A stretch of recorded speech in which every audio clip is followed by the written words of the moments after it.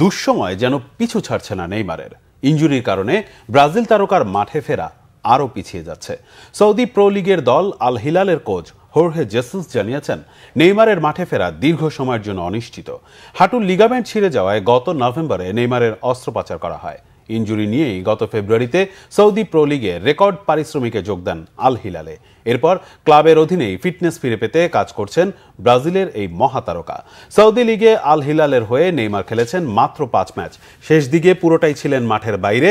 Al Hilal সম্প্রতি league champion হয়েছে, সেখানে মাঠের বাইরে থেকেই দলের সাফল্য উদযাপন করেছেন নেইমার। এই মাসের শুরুতে কোপা আমেরিকার জন্য ঘোষণা করা হয় ব্রাজিল দল।